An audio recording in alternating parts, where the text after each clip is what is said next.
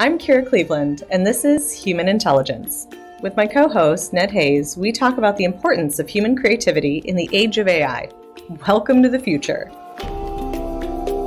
Darwyn, I want to say thank you so much for coming to the show. I'm really excited to talk about your photography and pick your brain on your art. How long have you been doing photography? On and off for about 3.5 years now. I started off as a model and then I transitioned into photography when I decided to take control for myself. Well, interesting. Take control. Okay, so what did that open up for you? So for me, it was a lot of uh, seeing that kind of corners would be cut, and photographers didn't necessarily take as much of an artistic view in photos that I thought warranted more creativity. And for me, it was an opportunity to buy cameras, take control, and really start to express art the way I saw fit. All right, I get that. I get that. So it started with kind of taking control and getting to orchestrate that creative vision. What drives you to do your creative work today? What inspires you?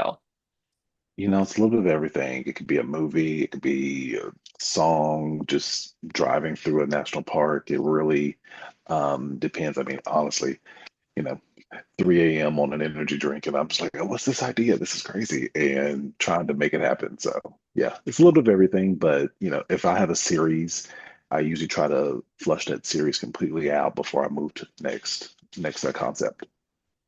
Oh, okay, that's interesting. So does it, in your particular art, it is collaborative, right? In many cases, there's the model and then there's the photographer. How is there a balance in creating that art, that vision, the execution of a photo? Like, how does that dynamic work?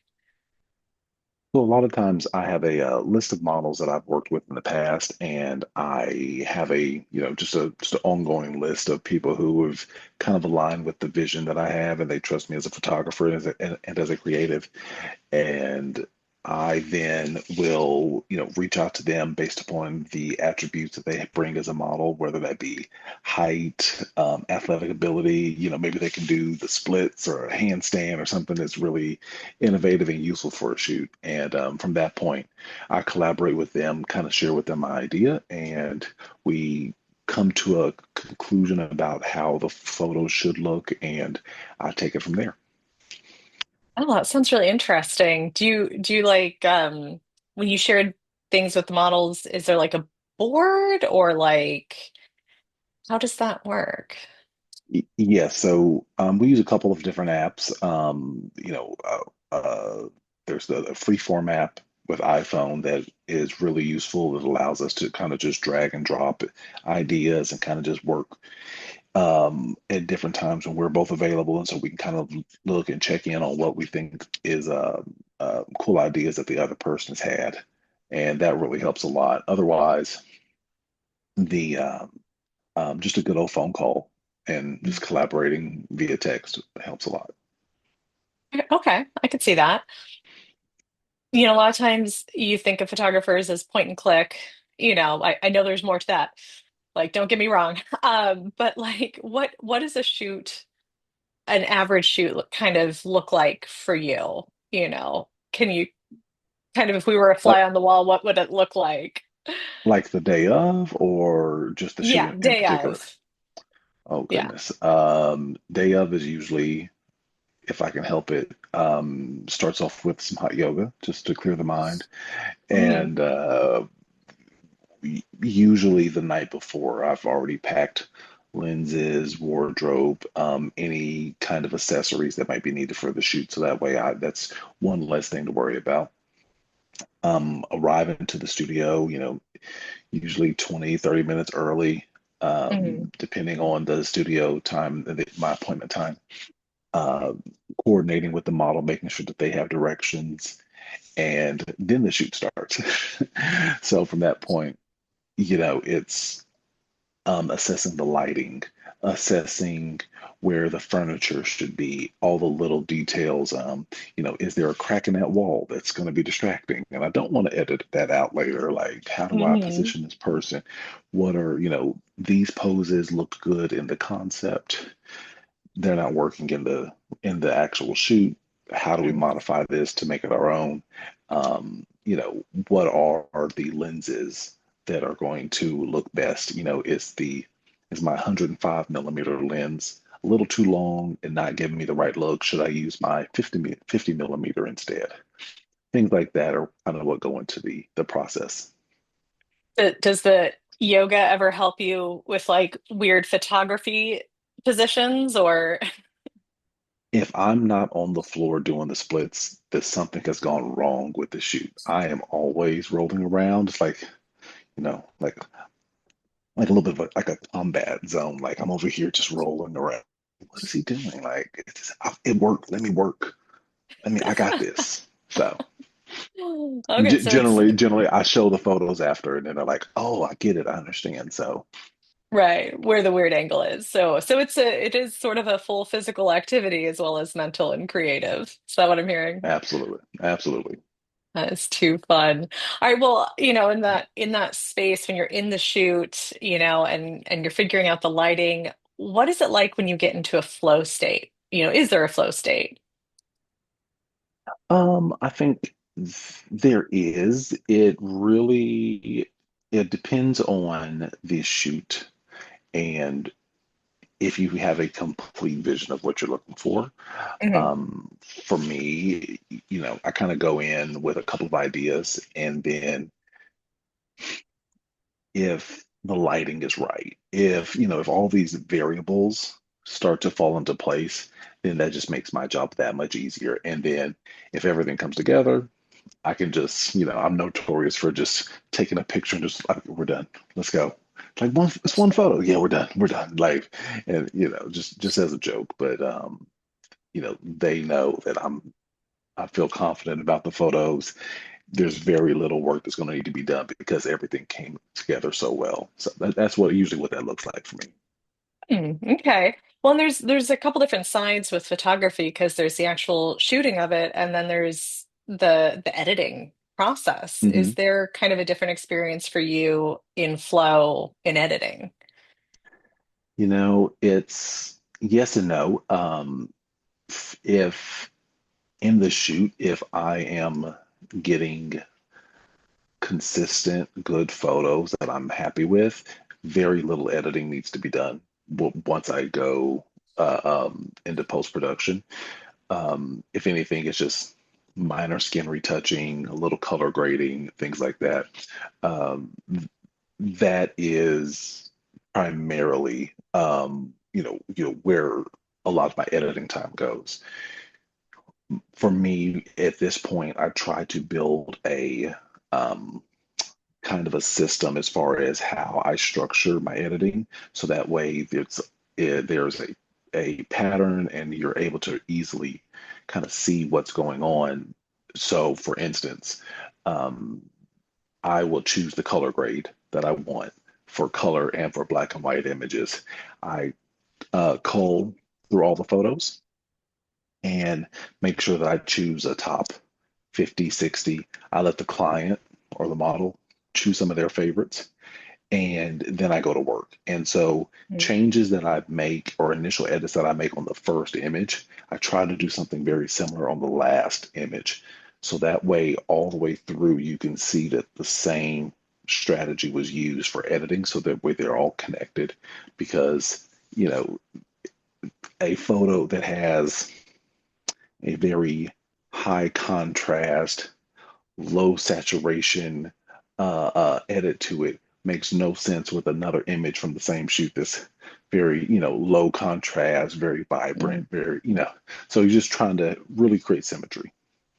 Okay. Yeah, that makes sense. And I can see kind of the time saving elements to that too, which I'm guessing is helpful, especially when you're dealing with 50, 100, however many photos from a shoot. Mhm. Okay. Have you captured something that surprised you? Yeah, and I know that we have a couple examples of your work that we're going to show. I don't know if there's Mhm. one in there that kind of counts, but was there kind of ever a picture where you were sort of surprised by your art, and what was that like? I think one of it's actually the first photo that I got entered into an art gallery was in downtown Dallas. I believe it was 2021. And I've been walking all throughout the city and taking photos, and it's like, okay, I don't really see anything here. All right, we're gonna, keep walking. And I remember turning up to walk up the street towards my car, and I just happened to see a bus coming. And I Okay. just flippantly take my camera, snap, keep walking, whatever, and keep going. And it's not until Over I the went shoulder. back over the shoulder, just whatever, with a lens that had a broken motor. So I was only using manual focus. And it just so happened that about 2 weeks later, when I uploaded the images, I was like, when did I take that? Oh, that's the one that I took over my shoulder. And everything was perfect. It was lined up, it was Really? oriented perfectly, it Wow. was the perfect focal length. It was set to infinity focus, so everything was nice and sharp, and it wound up being an image that uh, uh, made a well, I mean, realistically, it's what got me into photography and to actually take it seriously. Love that. So a flippant over the shoulder picture is what got you to Absolutely, take it seriously. It got you into the gallery. absolutely, absolutely, absolutely. That is hysterical. I love it. I love it. Okay, awesome. Well, I'm gonna pause really quick on the questions. I want to hop over to some of your work. So I'm Hmm. gonna share this. Okay. So you shared a few of your pieces. There's a nice range, which I'm really excited about. You know, what kind of inspired this work? What stands out about it? Why did you want to share this one? So a lot of one of the elements that I really play on are shadows and natural light. And in this case, being in a laundromat, a real laundromat, this was not a stage or stage shoot or anything. Oh, fun. Um, the model with the natural light coming in and the color of her shirt, I really liked the pop that it created. And with the Mm. natural light coming in, I knew that if I allowed just the sun and those harsh highlights to come through and let everything be dark, that it brought all the focus right to her. And so for a lot of my images, there's a dramatic element to it because it happens to work. The drama works in art. Is that what I'm hearing? Drama works. Drama's what it's all about. All right. Well, speaking of drama, I think that that's a good way to describe this next one. So, talk about drama. I love this. This looks very much like an anime photo, like not even a true photo, but like this is a piece of your art. Like this is real. This is an actual person. Yep. That's Yes. so cool. Yes, we blue hair is hers, but Oh, really? She had that, like she had blue hair? yes, blue Oh, hair. wow. And so what I did is we used several RGB lights, Hmm. and I knew that the blue and pink in color theory work really well together. So the katana, the sword, is also Hmm. pink. That was not edited or anything like that. So all of those pieces were all brought together, and everything kind of worked really well. And so all I had to do was just make sure that the saturation was equivalent to what it would look like the day we shot it, and it was very minimal editing with that. So that's just an example of very, very little had to be done. Yeah, that is a great example. This is a very fun picture. And I love her commitment to the blue, like even the eyebrows, like that's Yes. detailed work there. Absolutely. All right, so this is a little contrast. We go from really high color to black and white, Hmm. which this is really sweet. What can you tell me about this one? So playing on the drama that I was talking about earlier, you know, Mhm. black and white is my personal favorite. Um, Oh, okay. and for this image, the um, the couple that I was working with, I really liked, you know, they had a cool energy about them. They were really laid back. And so I thought that the studio itself that we were shooting in, again, a lot of natural light, very bright, that if I pulled everything down, all the exposure, those shadows would fall to black and that it would basically put a perfect rim lighting on the outside of their bodies and just give the impression of they were having a console after a deep conversation. Insert Yeah. insert fan theory here. I like it. I like it. Yeah, it does definitely give them a glow and have them stand out. And it is neat. I think it feels like a very just genuine, intimate moment. It's a neat photo. I Yep. like it. Okay. All right. So we have two from this shoot. This is the first one you Mhm. shared. Um, I love that her tattoo is that her tattoo, I'm assuming, is in It is. focus. Mhm. Okay. There's a lot of like details in this photo. I'm looking forward to hearing about it. Yes, so this is one of my teammates from my weightlifting team. One of Oh, my so one of yoga and the weightlifting. yoga and weightlifting. One of the Okay. fun things about me is, I'm very much a believer that I can make anyone a model.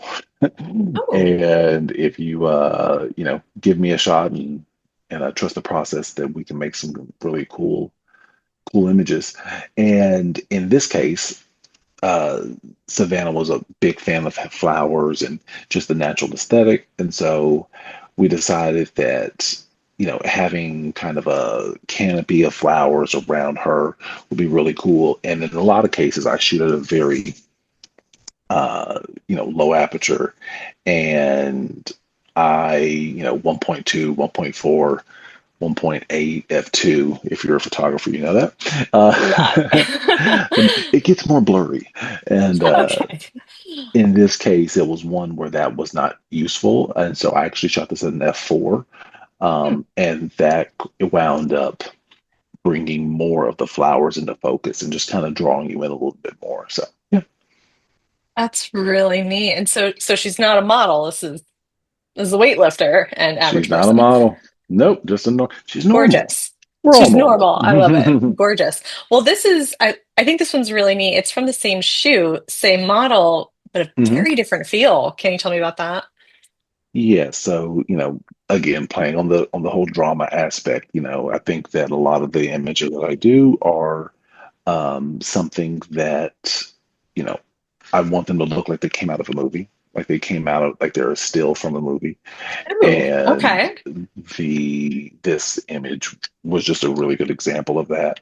Um, no, I went with a much warmer tone for this photo, Hmm. and the pinks and everything was much softer color. So things like the focus, things like just the way the light hit, I've softened everything as much as I can, and that really allowed for her to be able to shine through. Yeah, she really does shine. It's a very beautiful picture and very vintage kind of Hollywood feel. So that's neat. Exactly. This one's a little different, a little more contrast again, which Yes, is which is awesome. So you do boudoir as well, I do. and this is an example of that. Tell me about this one. So this is actually a recent photo I did, and in this image, I really want to capture that like classic Hollywood feel. And Okay. I believe I gave a black and white and a color sample. So Yes. Do you want for me a to lot of switch over?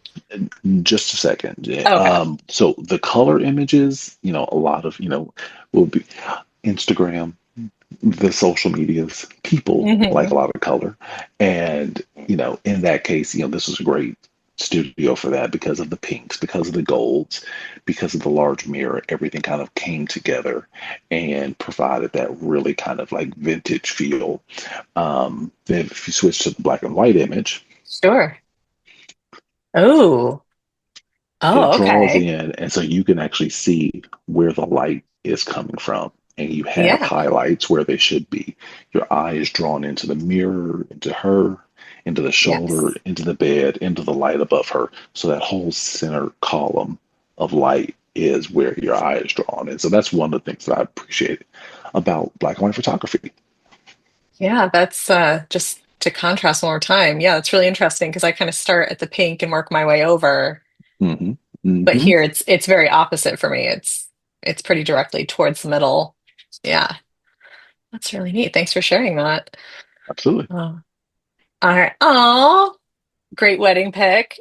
Do you do weddings? Hmm. Not really. I'll do engagement photos, but weddings are a little too stressful Okay. for me. Well, yeah, I can imagine as a recovering wedding planner back in the day, I Yeah, can yeah, understand. yeah, it's stressful. Yeah, this was actually shot on film. So, Hey, I on was going to top of, say because it had a different feel to it, like different mhm, kind of a graininess, almost. yes, yes. So this was And film. what I do is, I really like to try to take advantage of all the different mediums out there as I learn them. And this was a medium format image taken on a Pentax 6.7, and I actually used some expired Fuji F Pro, let me see, Pro 400H film stock, and so if you notice the greens, one of the characteristics and one of the things I love about film is that they have characteristics that you just hard to overcome. Uh-huh. Um, and so that green is kind of got a blue tint, and that is classic for Fuji. So that was one Interesting. image that I really loved. It's got a very, it's got a very cool feel to it. Is it 2025? Is it 2005? Is it 1985? You don't know. It's Nobody film, knows. but it's a good time all around. Oh, that's really cool. Well, look, and this was a real wedding That was an engagement. or Yes, that was an an actual engagement. engagement? Yes, Oh, yes. okay. Okay, cool. Oh, that's really neat. I just happened to have shot their wedding, but it was a fun one. It was a fun one though, so it worked out. Nice, nice. Okay, and then again, shifting kind of subject, you've got a landscape. Mhm. This is really cool. Tell me about this one. So this was in Oregon in 2024. Um, just happened to be driving, and happened to see it just for me, a Texan, it's, a random mountain, like, oh, it's a mountain. And happened to see these clouds around it still. And I'm like, oh, this is cool. So happened to just jump out. And I'm always ready, always have a camera in hand. And, Oh yeah. it's somewhere nearby, always able to grab. Nice. And we, stopped, and I took several photos and just happened to make sure, like, okay, we'll see how it turns out. And so for a lot of images these days, it's more so about, get the image, try it later, see what happens, and see how it looks. And this one came out very well. Yeah, it did. That was beautiful. As an Oregonian, I say well done. You captured my home state well, so I Yay. like it. I like it. You do a really wide range of different photography styles and cameras, it sounds like, and modalities. What do you have to share with photographers just starting out? um, my biggest thing is that they need to take their time and just learn the craft. You know, um, whether you're shooting with a DSLR, a mirrorless camera, a film camera, learn the equipment, learn how it works, try to get as creative as you can and maximize how well you use it. And in learning that, you're going to learn what you want in your next camera, what you want in another lens, Mm. because a lot of the um, a lot of the industry is about consumption, and so they will push that, the next best lens is that's the thing that keeps you from the next great photo. And I've done it. I've seen other people do it where you buy a lens and you're like, nothing's Really? changed. You buy a Okay. camera, nothing changed. Hmm. You really have to just kind of lock into making sure that you have your fundamentals locked in and down. Okay. I like it. I like it. You got human creator certified Mhm. recently, and there's been a lot of conversations around AI, generative AI specifically. What does getting certified as a human creator mean to you? I think it just brings more validation to what I do. There's a lot of images that I do that are, um, you know, people might question, like, is that Mm, anime? Like, is that what are you doing here? There's no way you captured that color. There's no way that those clouds were on that mountain. There's no way that you got the light to reflect and, really highlight the subject that well. So having that certification is just another of a level of validation that I've put in the work, appreciate that. And, let's, it is a safer,